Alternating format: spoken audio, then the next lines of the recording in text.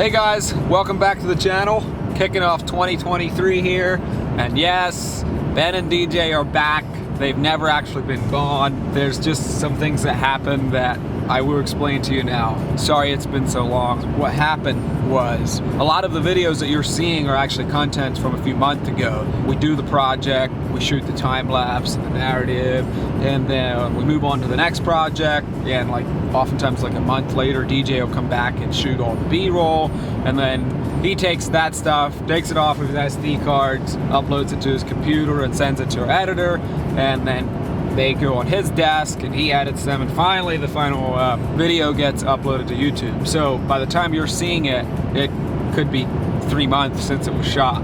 In the middle of last summer, actually a large portion of our projects last summer, some really cool projects that I was excited to show you. DJ and I built our first rec pond, swim pond, huge project, super fun, very challenging. We had tons of cool content from it. All of those cool projects and a big portion of our work last summer, we were waiting on stuff like B-roll or the final 10% of it. He had all these files uploaded to his computer, and a hard drive went bad. Alls I know, all the film we shot last summer and all of that hard work is gone forever, and we tried our utmost to get it back. We took it to all kinds of different places. I think the last place DJ had sent it to was down in Texas, and they said, sorry, this stuff is gone forever. We found this out the beginning of the winter, and well, about the time you started to see Matt's face show up on the videos. And so suddenly all of our content from last summer was gone, and it was winter time, so we weren't making new stuff. So we didn't have anything to do except go through piles of footage that we took when we were just getting into this stuff, and we weren't sure if we were going to make YouTube videos with it. We had this stuff stuck away that we weren't sure we were ever going to use, piles of time lapse, and they're really cool projects, but we were just learning how to film stuff.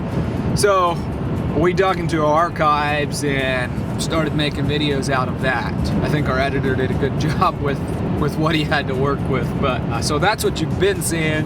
But as the season kicks off here, we have like another week or so on pond clean outs, and then we're going to start doing installs again. We're scheduled all through September, so it's going to be a busy year, a lot of content coming up. So for these cool projects that you missed that I really wanted to show you, what we're going to do, there's no way to recapture the build, so we're just going to go back and get the B-roll of it, talk a little bit about the challenges of the project, and upload a video showing you what the project was. Stay tuned, lots of cool projects coming. Today we're going to go down to Cumberland and do a pond clean out, and I'm going to make a separate video of that, how we do pond clean outs in the spring. So you're going to have that coming up, and this video is just going to be a bunch of B-roll from this project, which is a really unique project, and I'm not sure I did anything quite like this. And it also turned into a much bigger project than what we anticipated.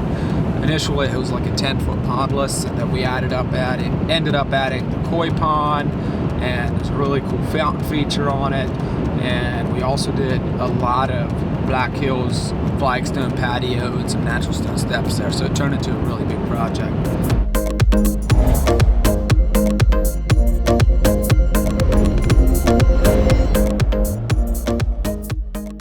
Okay, well, here we are in Cumberland, Maryland at a project we did probably October.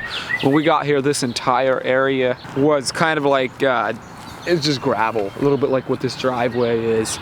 He had Shawnee Structure put a pavilion in there, and he wanted us to put a water feature in. When we came here, what was on the agenda was like a 12-foot pondless waterfall. When we put that in, he was like, wow, this is really cool. This is beyond what I expected. I'm thinking about doing more of an outdoor living space out here. And by the way, a pond would be cool. And so one thing led to the other, and we ended up with a really cool project down here. We have patio, walkway, pond. He has a pool up there. The house is up there. So the house is there, there's a pool up there. So we put in these natural stone steps coming down here, put in a bunch of Black Hills flagstone. We ended up doing a bunch of lighting and turned out really cool. We cut a lot of flagstone on this project. Over here is the pond. I think this is a 16 by 21 koi pond. One of the cool things on this one was we brought 2 natural stone steps right up to the edge of it. So this whole edge is, you know how we sometimes use those aluminum plates to overhang ponds? This is kind of the opposite. It doesn't overhang it, but there is a straight vertical edge. So this was all added on. We had to bring in like a couple triaxle loads of dirt because the grade actually ended up going the wrong way here, and we really wanted to build it up so we could get some height. I like to try to get some rocks or something that's up above the water feature that's higher than the waterfall itself. It looks a little more natural. This was the build that was initially, all this patio space wasn't here, just this pavilion. And that's what the initial project was. This mound was here. That was a natural grade going up in there.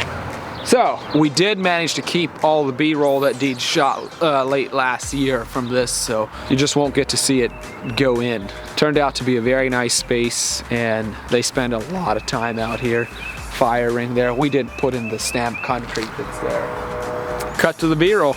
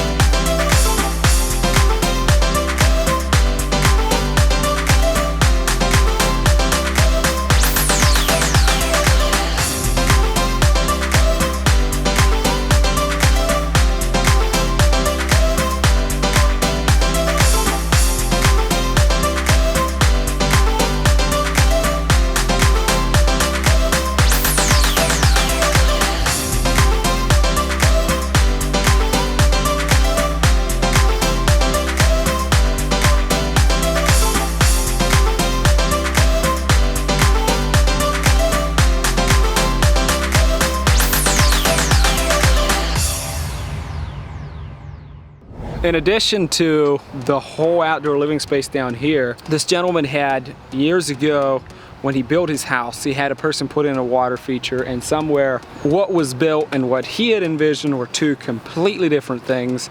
And as you'll see in a bit, it was something that was not going to be easy to change. He asked us if there's anything that we could do at all to try to make it look better.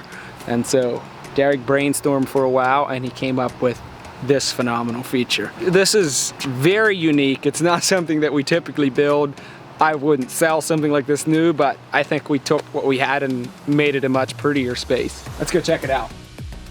This is the back yard with the pool, and as you can see, access was impossible with any kind of equipment. Whatever we did, we were going to have to do by hand. So here's what we came up with. This was like a gunite pool that was in here. We didn't put that in there, but we couldn't take it out anymore. There's also like this stone structure. Originally they had planned for water to come off like the top of that weir and spill down in here, which, as you can imagine, didn't work at all. So we came in here. Also, it was always really, it was murky. It wasn't clear because there was no filtration on it. We came in here and we managed to struggle in a big fire falls over there for some filtration. We dropped an extra pump in for that. There's water lines going up there. We have 3 bowls sitting on the top there. That's like a bowl setup. And then we took a core drill bit and drilled through the, it's a big piece of natural stone, and then piping down through there.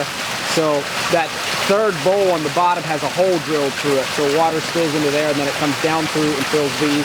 And we put 2 urns in here, and we put lights over everything. And I think it turned out pretty nice. He has a really cool room in there and some big glass windows. So there's some incredible viewing here at nighttime. That you cannot see super well from down here, but there's also, I don't know what you call that, a pool house maybe, and they have a balcony up on the top. You can see it pretty well from the balcony. So yeah, let me know what you think of this.